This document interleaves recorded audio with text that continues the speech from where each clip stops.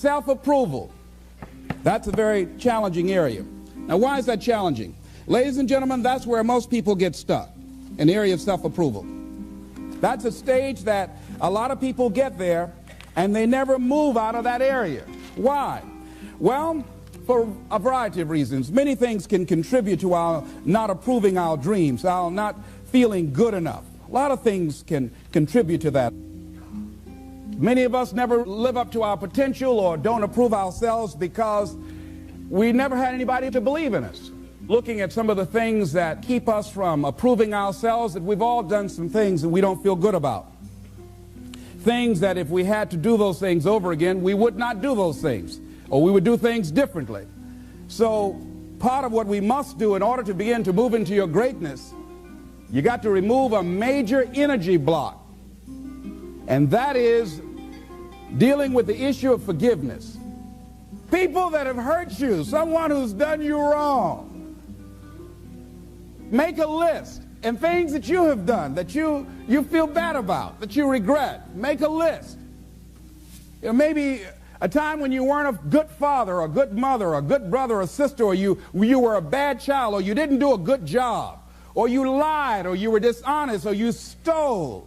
No one knows this but you, or something you feel good about. Say, you know, there's a real dog in me to do that. Something you just really regret. So we make a list of all those things. All of us have some of that. Somebody say there's some good in the worst of us and some bad in the best of us. So none of us escape. Now here's something I want you to do. I want you to become involved in an active process to get some clutter out of your life. So if there's any area in your life that you need to clean up, start working on it. I'm going home tonight to clean my closets. Any of you got any cluttered closets? Oh, raise your hand, please. Good. Let's go home. Let that be our task this week.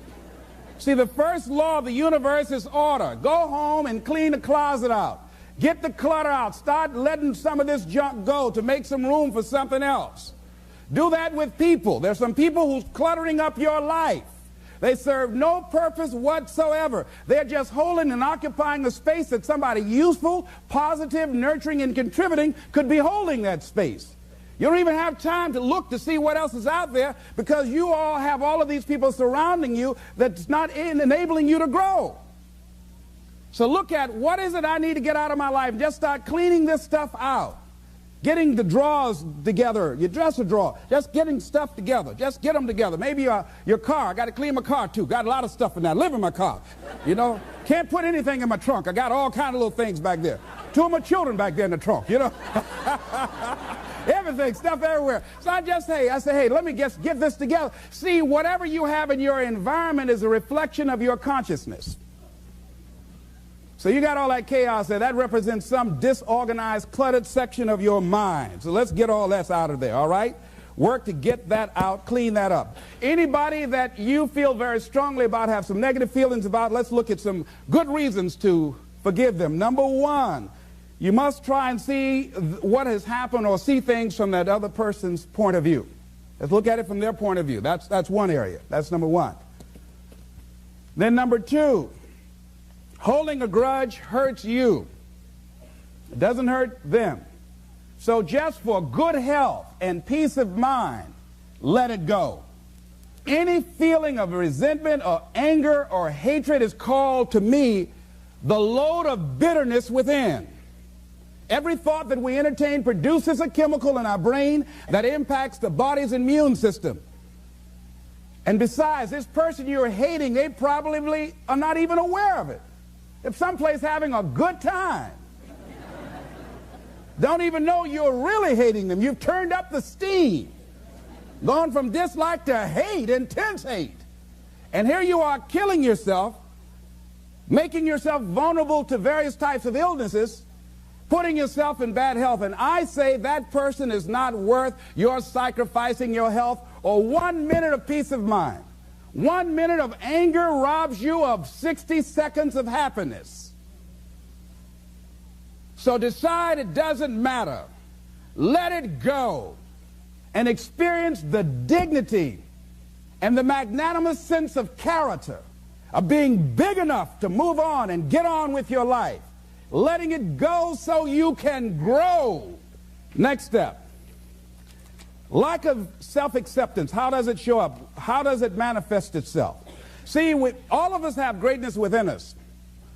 But when you don't come to grips with your greatness and you don't work to develop it, if you're not seeking it out, if you're not finding where it is, if you're not trying to locate it, if you're not experimenting with your life to try and find out what fits for you, I'm saying that you're positioning yourself to be a miserable person, an unfulfilled person. How else do we do it? Procrastination. We just put things off over and over and over again. Why? Because we haven't accepted it. We don't feel deserving. We don't feel that we're good enough. So we sabotage ourselves by not ever taking care of business. We get real busy doing a lot of things where we don't have any time. Well, I'll never forget Og Mandino in the book called University of Success. He said many of us never ever discover our greatness because we become sidetracked by secondary activity. We start doing so many things, we just give our time away until we don't have any time for ourselves or any time to do the things that we want to do. And every time you put it off and move it back, oh, I'll do it one day, oh yeah, I'm going to get to it. I'm saying to you that one day you look around and there goes a year, there goes 2 years, there goes 3 years. So if there's something you want to do, do it now. Do it right now. Don't put it off. Start right now where you are. There will never be a perfect, ideal time. Whatever you have going for you right now, that's enough. Work on that idea. Work on it, work on it, work on it. Another way in which it shows up, and that is that because of the relationships we form, people we have around us. Thinking about two guys. Larry Littles, he went to Bethune-Cookman College. He was a football player at Booker T. Washington High School, where I graduated from. Larry ended up playing for the Miami Dolphins, became an all-star offensive guard. Great guy. Larry really wasn't the most talented guy in that position at Booker T. Washington High School. There was a guy named Willie Covington that was far more talented. He was stronger physically. He was faster. But Willie Covington never, ever made it out of high school. Why, Les? He started running with the wrong crowd. Big Cov is what we called him. Started running with the wrong crowd, and those people led him to the penitentiary. And ultimately to a premature death. Got the word a few months ago he was shot and killed in Liberty City on 62nd Street, where I was born on the floor, my twin brother and me. Willie Covington had great talent, great potential, running with the wrong crowd. Watch out with the relationships you have. What kind of person are you becoming because of the relationships that you have right now? Do those people contribute to you? Do they help you grow and develop yourself? What kind of person are you becoming? People who have not accepted greatness for themselves, these people don't study, ladies and gentlemen. These people don't study. They don't have time for personal growth and development. They don't have time to work on their minds. No, they don't have time for that. Too busy for that. People can affect us. Our peers can affect us. Our environment can affect us. Just working consciously to overcome the poverty consciousness that I was raised in. The feeling constantly of saying, Les Brown, you deserve this. There's no need for you to be afraid. It's not too good to be true. It's true because you've earned it. The old-fashioned way, you have worked for it. But every once in a while, it comes up when I least expect it. My heart starts beating fast. And I start questioning myself and doubting myself. And I have to catch myself. You've got to be consciously conscious. So let's look at how we can begin to evaluate our self-esteem, our self-approval. Number one, to determine the height of your self-approval, it's important that you evaluate yourself because you know you quite well, but it's almost impossible to do it totally by yourself. You must get some caring feedback.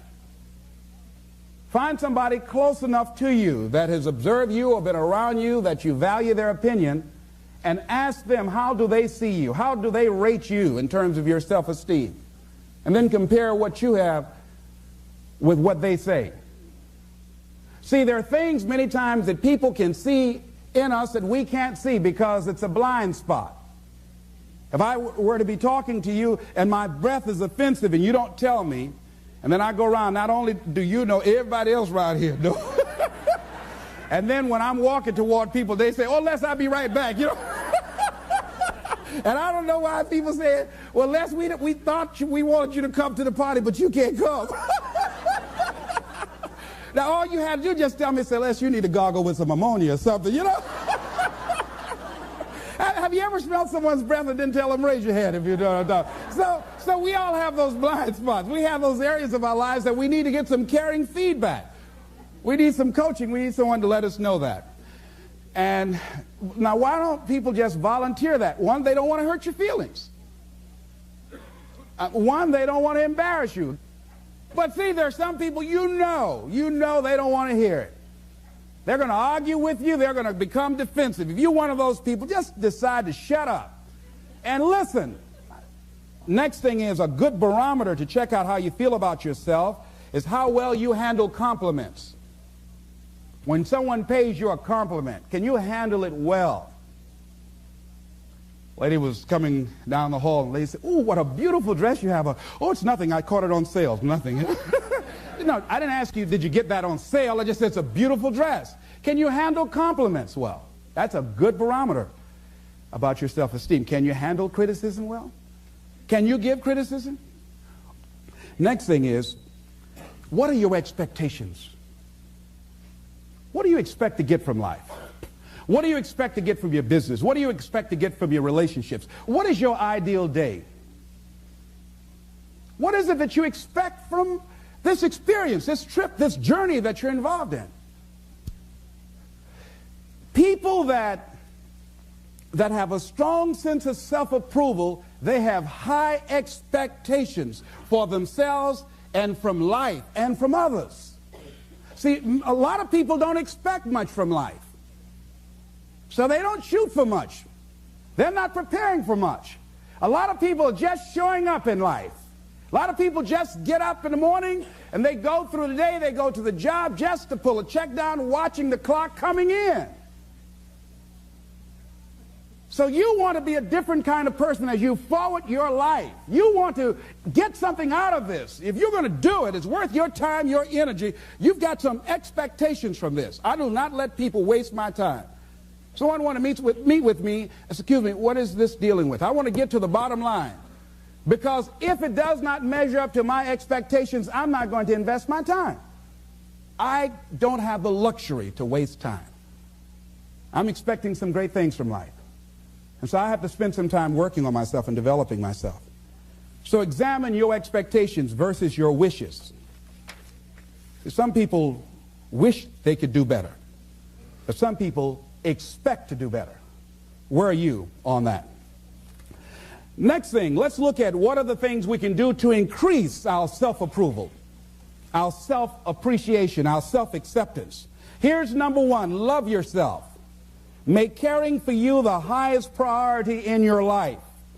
Take care of you. Look out for what truly satisfies you. We're not taught to love ourselves. We're not taught to look out for ourselves. We're not taught to take care of ourselves, to become sensitive to our wants, to our needs, our desires. So make a conscious effort. Make you number one priority. Your peace of mind. Your health is more important than your family and any and everybody. Because if you don't have peace of mind, if you don't have your health, you can't serve anybody. Don't neglect yourself.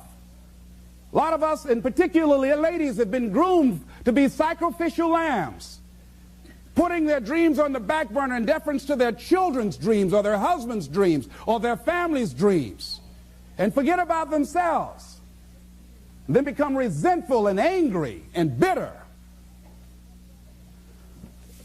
So start taking care of yourself, looking out for you. Develop a health plan. Your health is all you got. So start taking care of you.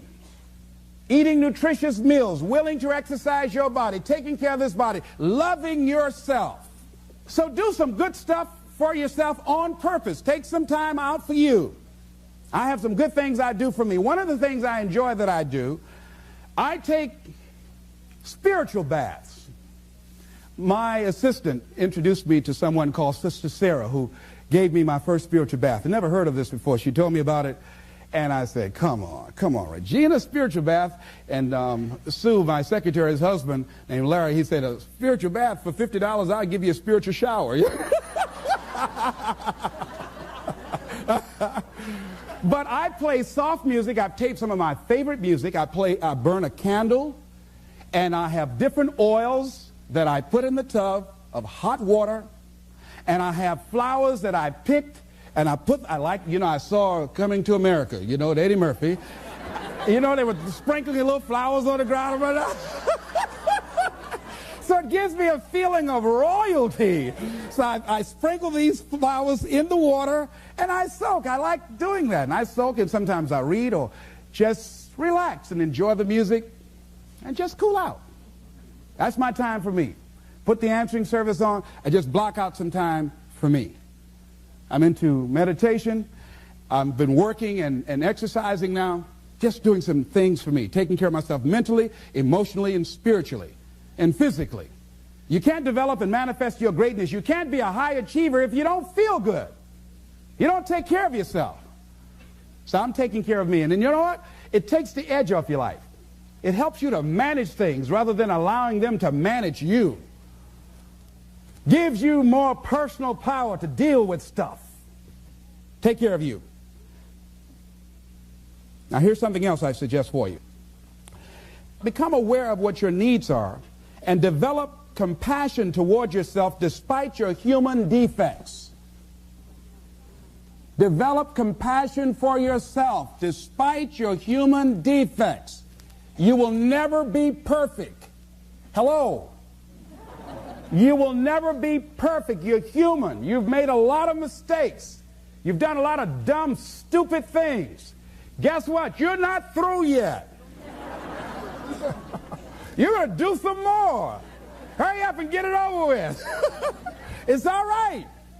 Got to learn to be gentle with yourself. Make it all right. What you don't know, mistakes that you make. It's okay. Handle it. Learn from the experience. Decide that you are going to, whatever you become involved in, to be up front, to be true to yourself. Are you getting what you need out of it? And be up front with people and tell them what you need from them. Don't assume that they know. Don't say, I thought you knew. No, tell people up front, here's what I need from this in order for this to work for me. Be up front with your stuff. Tell them up front so they're not surprised later on. So your feelings aren't hurt later on. See, if they tell you up front they can't do it, now you know you can keep on stepping. But tell people up front, here's what I want. In order for me to play this game with you, if we're going to dance, this is what I got to get out of it. See, if you don't take care of your needs, guess what? You will always have that nagging song in the back of your mind say, well, when do I get mine? When am I going to start enjoying this? Are we going to have a good time together? Do I get any oodles out of this at all? You're going to start asking that question. Everybody's happy, having a good time, but you? They say, well, we thought you were happy. How could you think that? Well, you weren't saying anything. Well, I'm saying something now. Hope you got that. See, we're taught to be quiet and not speak up for ourselves and not to be selfish. If you don't take care of you, who do you think is going to take care of you? Who's going to look out for you better than you will? No one. No one's going to do that. You got a business? No one's going to take care of your business better than you. Nobody. Nobody. Anything you want to do in life, you've got to take ownership of it and say, hey, I'm going to make this happen. Be willing to venture out and do something that you have fantasized about doing. And you know you probably won't be good at it, but do it anyhow. Case in point, I have always wanted to sing. I've always wanted to do that. I'm going to sing a song. If I don't do nothing but just a few lines, chances are, you know.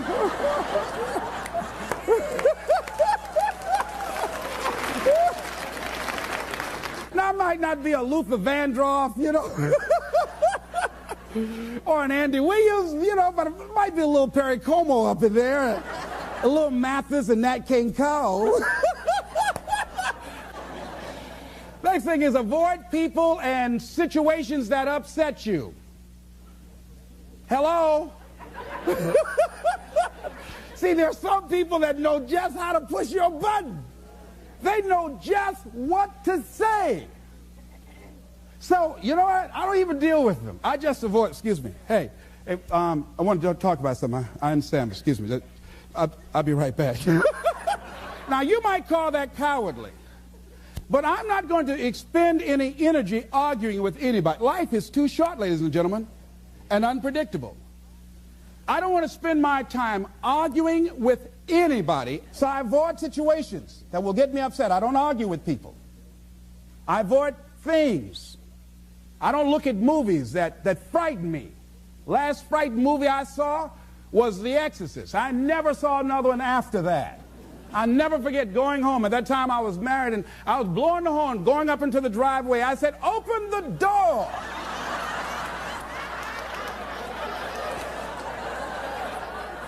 I pull up, open the door to get out, and I said, "Oh, Lord, they got me." I started blowing the horn. My wife said, "Unfasten your seatbelt, fool."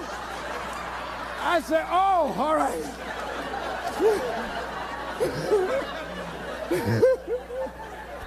That movie scared me out of my wits. So I don't look at scary movies. I'm one of the people in a scary movie like this. Tell me what's happening now. Tell me what's happening. I threw popcorn all over everybody. That girl was spitting on those people. I don't do that. No. No, so I slept in the house with lights on all over the house for 2 weeks. I was embarrassed. My children said, "Daddy, turn lights off." No. So I just avoid things. I go see comedies. I love Danny DeVito and Steve Martin. I like things that make me laugh, make me feel good, like the little boy in me. Life is just too serious. Here's something else that can help to increase your self-esteem. Draw the line, ladies and gentlemen. There are certain things that we just go through life just taking, and at some point, you just got to draw the line and just say, enough is enough. You got to do that with yourself. Just draw the line. You know, see, how I manage my food choices, I get on a scale every day. If I get to a certain level, that's a crisis level. I just get down, start doing setups right there. That's right. Look at, hey, right away. If my income dropped to a certain level, I go crazy. I start working like, you see this callus on my ear? You see that callus right there? That's how that callus got there. You know, my income dropped. And I made 200 calls a day as punishment. Don't you ever let this happen again. Because I'll never, never, never be broke again. So you got to draw a line. You just got to draw. There's certain things that you just don't permit. If you got negative people in your life, just warn them. Say, look here. I was talking to someone I love very much, had a just dynamic relationship with us. Look here. I can't grow from that. If you're persistent in saying those kind of things to me, I'm saying to you right now, I won't tolerate that. And I will terminate this because I'm not going to expose myself to this type of humiliation. I don't like that. I don't like getting called names and putting each other down. I don't like that. Come back, tell me I'm sorry. No, that won't get it. So you put a nail in a hole, you make that impression, you pull a nail out, that mark is still there. That's not forgotten. We can't extract that from the record. So don't say that to me. So we were talking about something else. Person said it again. Boom. You're a loser. Very good. And you are too, because you just lost a very good friend. I don't choose to be around you anymore. And that was it. I said, that's cold. Maybe it is. But I get people out of my life that aren't good for me. One negative stroke is 16 times more powerful than a positive stroke. And if you have people around you who are not sensitive to who you are, and the people that can hurt you the most, ladies and gentlemen, are the people that you love. That you love.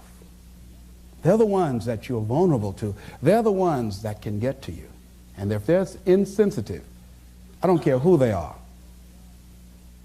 See, if you don't draw the line with people, if you just let them run rampant in your life, and you let things happen to you that you don't feel good about, if you continue to allow it to happen, you won't feel good about yourself. Your image of yourself will erode. So you've got to draw the line.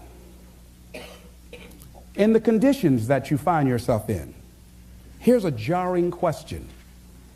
Why are known hells preferable to strange heavens? Why would people live in a known hell?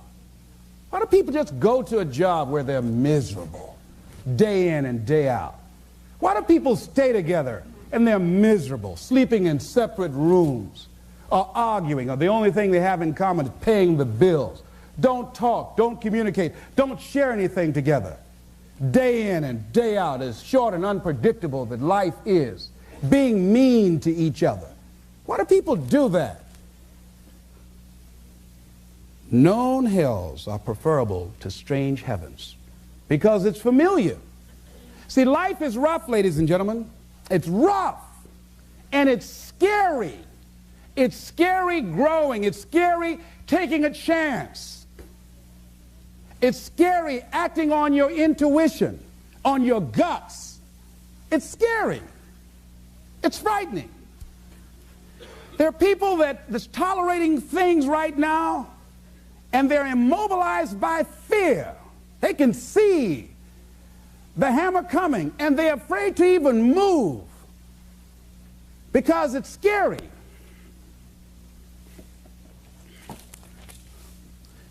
Theodore White said something. To go against the dominant thinking of your family, friends, and those people you associate with every day is perhaps the most difficult act of courage you will ever perform. See, when you start growing, when you start changing the way you walk, the way you talk, the way you act, the way you respond to things, the way you use your time, when you start saying, no, I can't do that. Why? You're too busy. You don't have the time. No, I have my own agenda. I've got something that I'm doing. Not lying to try and get out of it. Just say, no, I'm busy doing something that I want to do. Or I don't want to do that. And I'm not going to do it. I'm not mad. Not upset about it. I just don't want to do it. Why? Well, I don't have to give you any reasons why I don't want to do it. But listen, thank you so much for asking me. Take it easy here. Hey, I thought you were all right. Is that right? Oh, boy. Ask me, do I care about that? See, if people can put you on a guilt trip, they will. And use you and abuse you over and over and over again. You got to draw the line. You have to draw the line on them. Don't go through life feeling like you're powerless. Victims are people that are powerless. You're not powerless. You are powerful. You direct the power in your life. Whatever your life is right now, it is a duplication of your consciousness. It's a result of how you have decided to use your power. That's all it is. That's not who you are. That's just a perverted use of your power that you aren't satisfied with. And you've got the power to change that. Wherever you are, how, I don't know. But I know you've got the power to do that. But you don't know what has happened to me. It really doesn't matter what has happened to you. See, the only thing that really matters is what are you going to do about it? That's all that matters. That's all that matters. You can allow it to destroy you, or you can allow it to build you up. John Powell, in a book called Why I'm Afraid to Tell You Who I Am, and he went to get a newspaper. Guy was very discourteous to him. He was very courteous to the guy. The guy who was with him said, why would you be as courteous to this guy as you were, considering how rude he was to you? He said, I'm not going to allow that man to determine how I'm going to act. There are things that's going to happen to you in life, ladies and gentlemen. Make it okay. Lord, grant me the serenity to accept the things that I cannot change. I cannot change the fact that when I asked my son to go, that I will no longer take care of him, that he became angry and perhaps hate my guts. To change the things that I can change how I respond to it. I can become upset, nervous, tense about it, weak about it, or I can say, it's okay. He who cares less wins.